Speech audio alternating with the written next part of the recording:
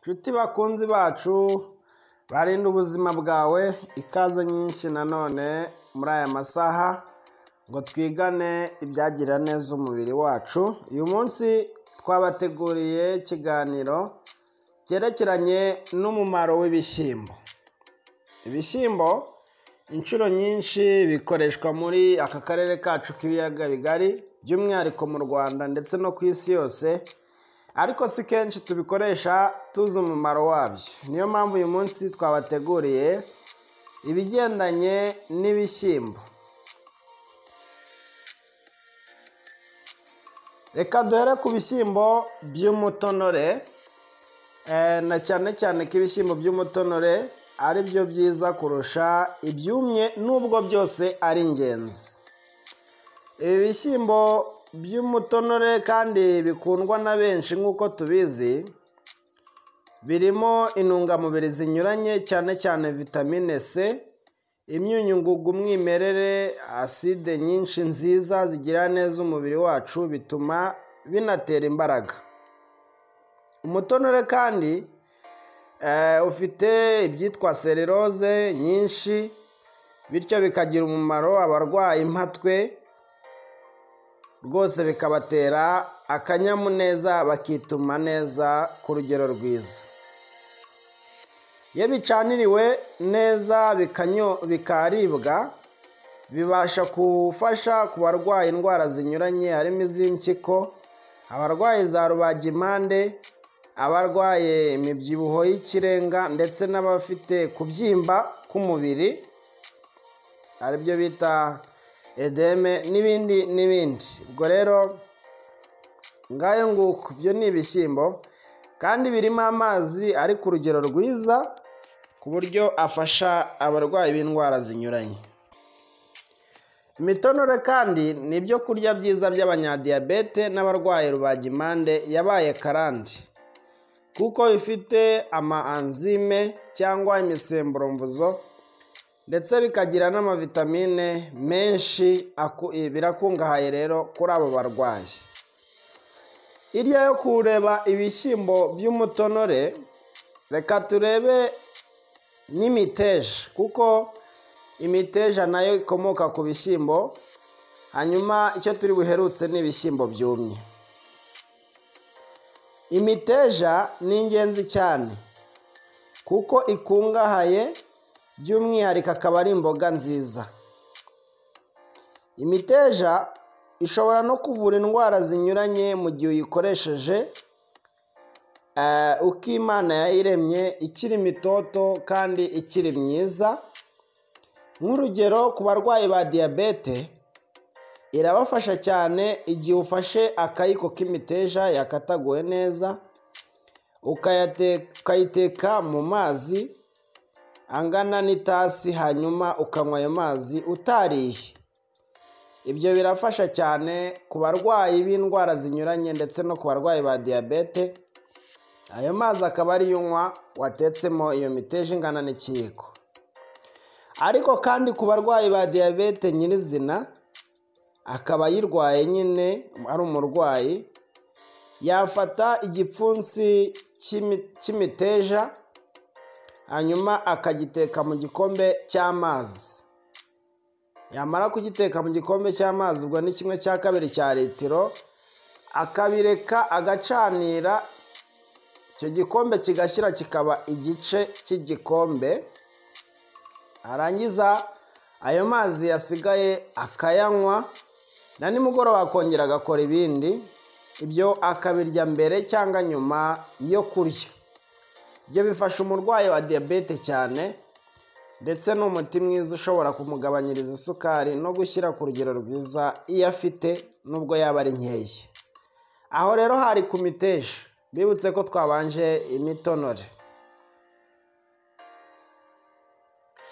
Reka tujye ku bishyimbo byumye noneho. Ibishyimbo byumye nabyo birakungahaye cyane, kuko nka garama 100 zabyo zishobora gutanga karori 350. Ibyo bituma rero ibishyimbo bishyirwa mu cyiciro cy'ibifite intungamubiri nyinshi. Ibishyimbo byumye bikize mu myunyungugu, nka za calcium nyinshi, za magnesium, ubutare aribwo bwongera amaraso, umuringa, manganese n'ibindi.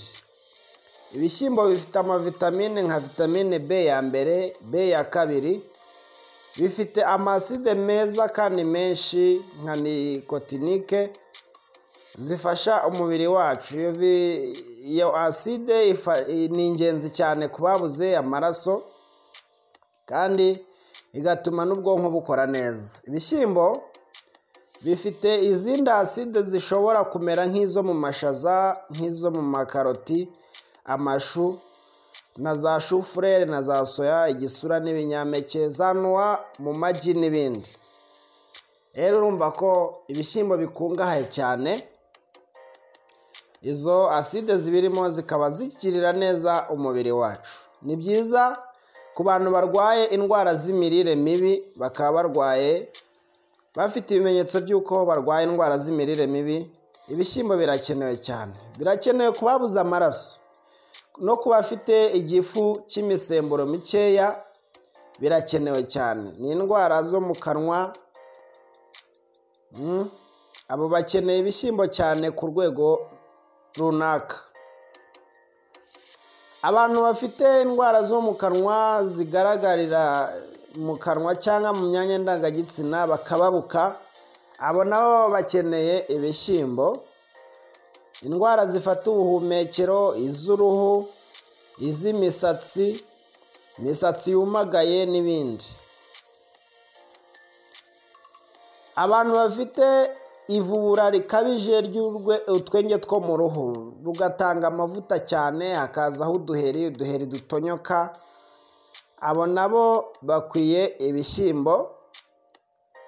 Ndetse n'abandi bantu bafite ibibazo by'uruhu muri rusange, abantu bafite ibibazo byo mu mazuru,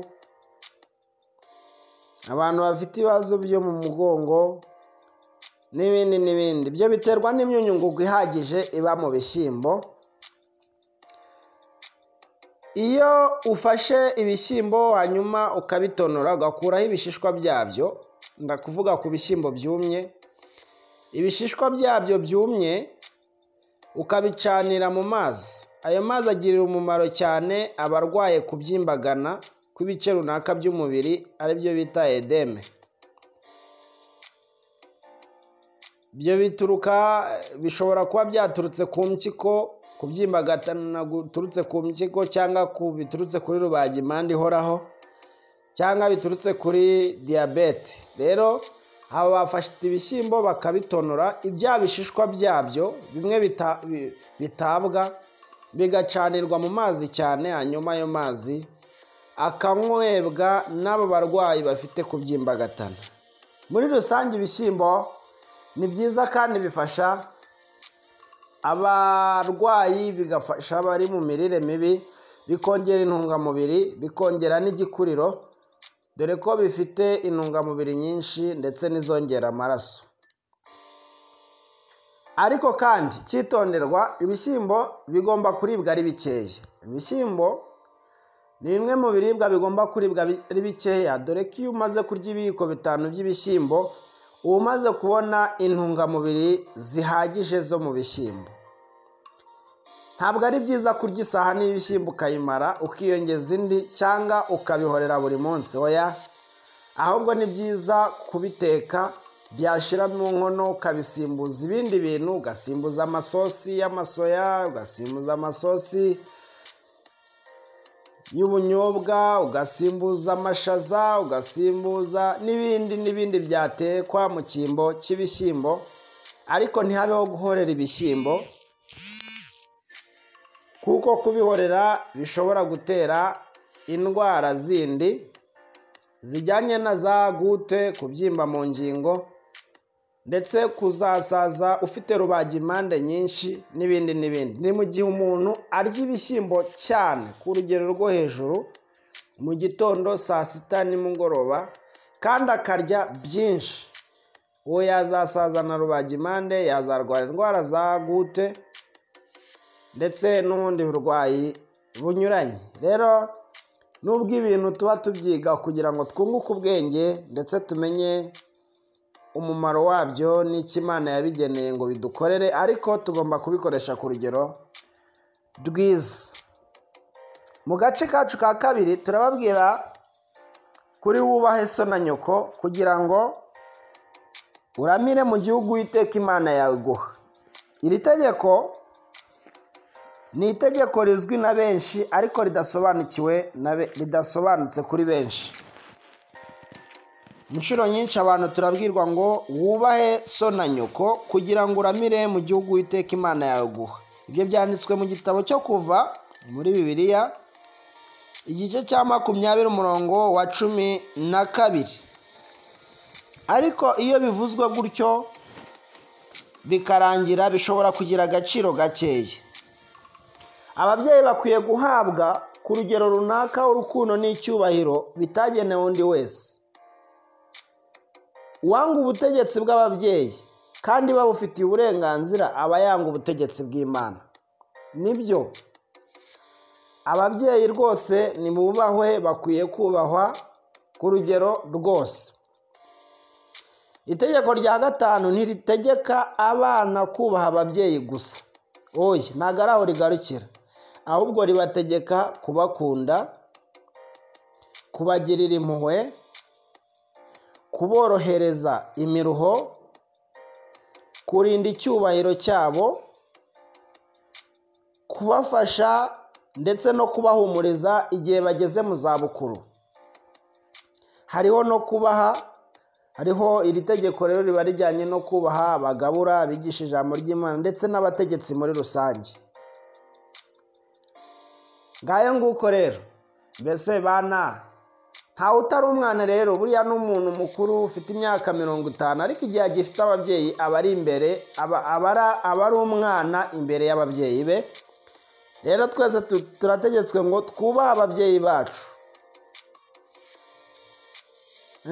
tubahe urukundo rubakwiriye, tubagirire impuhwe, tuborohereze imiruho aho tubishoboye, turinde icyubahiro cyabo. Nta kumva umwana yirirwa tukanana n'umubyeyi we, oya, byo ni amahano, ni ikizira. Niyo mpamvu abantu bakenyuka. Kumva umwana ari gutaranga se cyangwa nyina, oya. Nubwo so cyangwa nyoko yaba yarakugiriye nabi, ariko ni byiza kurinda icyubahiro cye kuko yagukoreye ikintu gikomeye utakishoboza, aricyo cyitwa kukubyara. Ngayo nguko rero, ngaho Imana ibarinde kandi bafashe. Turakomeza kubategurira ibindi biganiro byiza.